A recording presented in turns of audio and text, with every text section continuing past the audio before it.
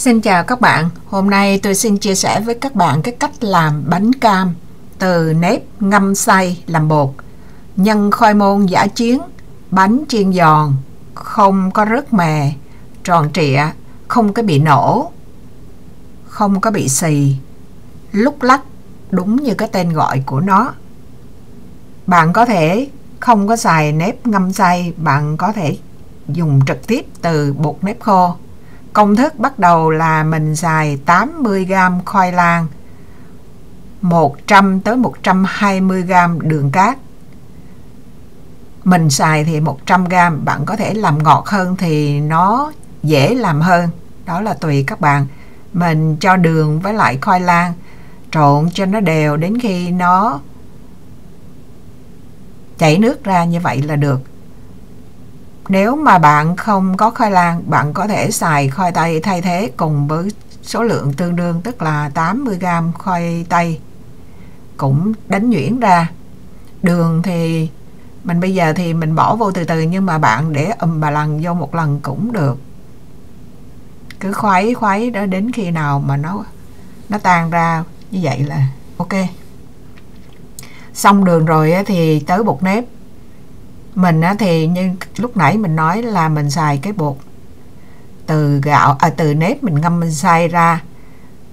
Mình ngâm nếp qua đêm rồi mình bỏ vô máy sinh tố mình xay.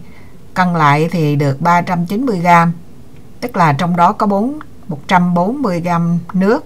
Còn nếu mà bạn làm từ bột nếp thì bạn đổ vô 140g nếp, 25g bột gạo, 15g tinh bột bắp hay là bột tinh, bột năng hay là cornstarch gì cũng được. Cho vô 1/4 muỗng muối. Muối mình xài là muối biển, bạn cho vô cỡ nửa gói vani nếu mà bạn muốn thơm. Rồi phần bột nổi là mình cho vô nửa muỗng cà phê bột nổi. Cái phần đó thì các bạn không cho vô cũng được, nhưng mà cái vỏ bánh nó sẽ bị dày hơn. Sau khi mà các loại bột mình trộn xong rồi với nước thì các bạn cho cái chất lỏng mà từ khoai với lại đường các bạn bỏ vô luôn, cạo cho sạch, quét cho sạch cái ly, chứ không thôi nó như vậy là nó mất mát đi, cái số lượng nó cũng không có chính xác. Mình trộn vậy nó không có đều, thành ra lát nữa mình sẽ rửa tay rồi mình nhồi nó. Bạn cho vô 1,5 muỗng dầu ăn. Trộn như vậy nó khó, thành ra mình đi rửa tay, mình nhồi không bao lâu thì không có biết chính xác, nhưng tùy theo bạn nhồi nhanh hay chậm, miễn sao mà tất cả các loại bột nó quyện lại thành một cái khối mà mịn màng là được. Còn không thì các bạn bỏ vô máy đánh tùy.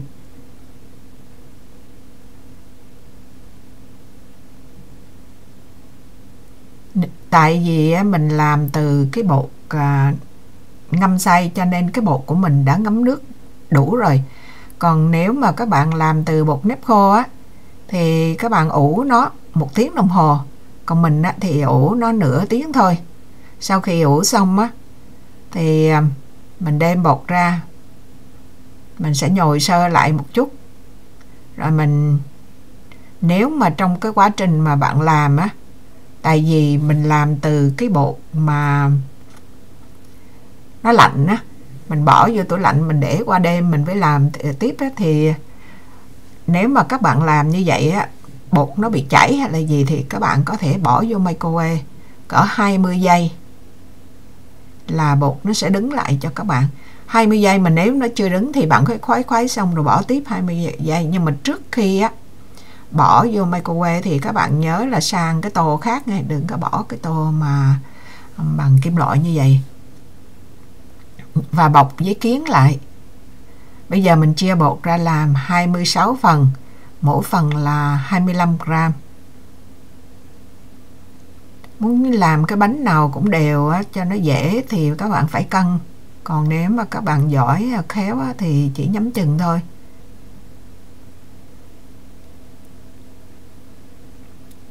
Bột làm xong thì mình có thể mình vò viên cái miếng bột tròn lại.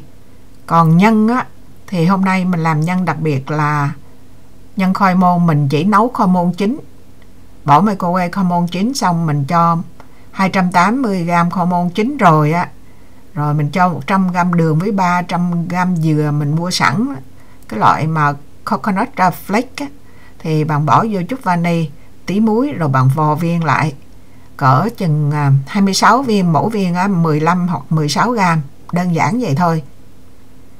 Mình sẽ để link ở dưới phần mô tả để mà các bạn muốn làm cho nhân nó đàng hoàng hơn á, hoặc là nhân đậu xanh á, thì mình để luôn hai cái link để cho các bạn muốn chọn cái nào. Còn làm theo giả chiến thì các bạn chỉ cần nấu chín khoai là trộn đường với lại dừa vô là vò cục lại như vậy thôi.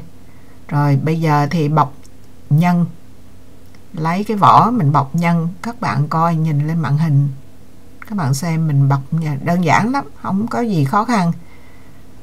Mình bọc nhân như thế nào để cho cái vỏ nó đều là được. Cái vỏ nó đều với lại nó không có bị kẹt cái không khí ở phía trong á. Mình sẽ xài cỡ khoảng từ nửa cấp tới 1 cấp mè, là cấp đó là chén á. Mình bỏ vô cái rồi, tại vì khi mình vò viên cái bánh á, mình bọc nhân á, thì đường nó ra nó rít rít á, mình bỏ liền vô ở trong mè thì nó bám ra mè liền à, không cần phải thoa nước hay là cái gì hết. Mà mình làm kiểu vậy á, bạn chiên mè nó không có rớt một hạt ra nghe. Nó không rớt một hạt thì cũng quá đáng, cũng có thể 1-2 hạt nó rớt ra, chứ không có phải mà rớt đến nỗi mà làm cái dầu mình nó bị xấu đi.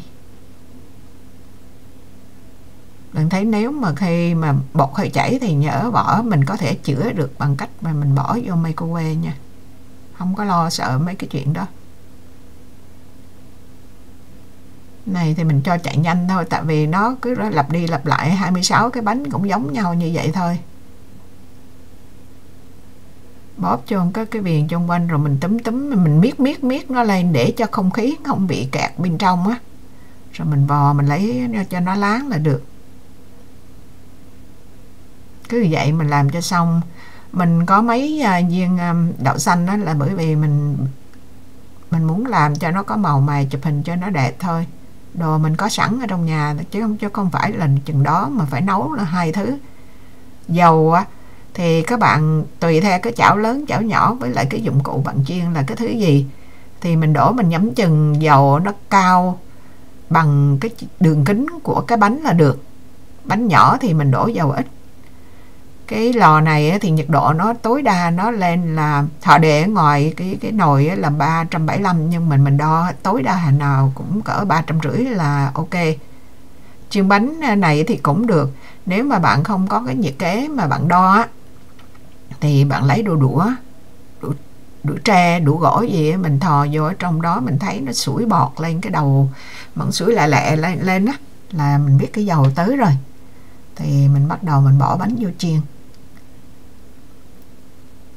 Khi mình có, ví dụ có thời gian á, thì mình cứ để chiên á, thì mình sửa lại cho nó tròn tròn cái bánh á. Tại vì cái bột nó cũng, tại mình làm từ cái nếp ngâm xay, thành ra nó nguội á, cho nên nó không, cái bột nó hơi bị chảy nhưng mà cũng không có đến nỗi gì. Bánh vẫn tròn vẫn đẹp thôi. Bạn nhớ khi mà bỏ vô chiên rồi á thì các bạn phải coi như trở bánh liên tục nha, chứ không thôi ở dưới á, là nó sẽ bị cháy một mặt á.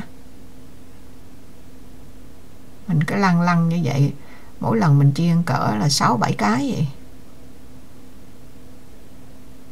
Bạn thấy 26 cái bánh mình chiên không cái nào mà bị nổ hay là xì gì hết. Làm giả chiến thôi. Còn một nếp á, ví dụ như là bạn có nếp ở nhà, như mình mua một cái bịch nếp là 50 pound á, nhiều quá mình tìm cách gì mà để tiêu thụ nó. Thành ra mình không có xài bột nếp, mình phải tự xay nếp ra mình xài cho nó hết cái nếp á. Mình xay mình để không phải mình xài một lần rồi bạn để tủ lạnh đó, Mình có xài ở trong cỡ 3-4 ngày cũng được.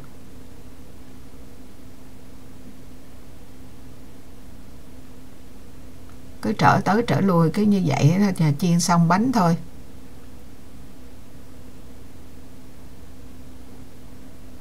Rồi khi mình vớt ra, bạn có thể vớt trực tiếp vô trong cái miếng giấy paper towel cũng được, còn không thì mình để trên cái lưới cho nó chảy bớt dầu xong, nhưng mà mình cũng phải lăn qua cái miếng giấy để cho nó thấm bớt dầu á.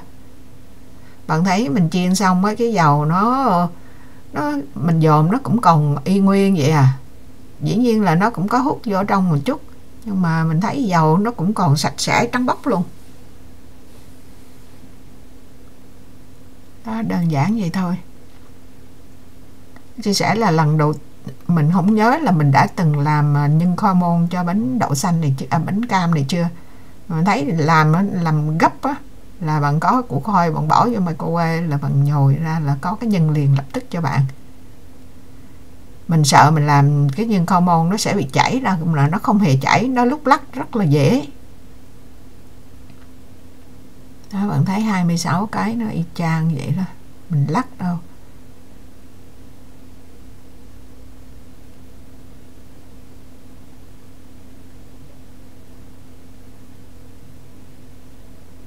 Bánh nào bánh nấy tròn trịa bằng nhau hết. Chiên xong dầu đó bạn thấy không, nó còn sạch trơn. Cái nào mình lắc thử mà mình quay mình tắt âm thanh đó, mình lắc thử cái rọt rọt ở trong á, lắc cái cảm giác mà nó lúc lắc á rất là thích. Bây giờ mình cắt thử ra cho các bạn coi. Mình cắt một cái rồi bây giờ mình chọn cái nào để có màu tím nữa, cắt đụng màu vàng không à. Coi thử cái này màu tím không à, màu tím đây, các bạn thấy không, nhân ra coi như là nó đâu có bị chảy đâu. Nó ăn thử cho các bạn coi. Nó không phải là giòn rụm như là bánh tráng hay cái gì, nó giòn giòn cái kiểu ở ngoài giòn ở trong dẻo, ăn rất là dễ ăn. Rồi mình công thức mình để trên bàn ở phần cuối video, bạn dòm ở trên màn hình bạn bây giờ là cái công thức mình để đó. Còn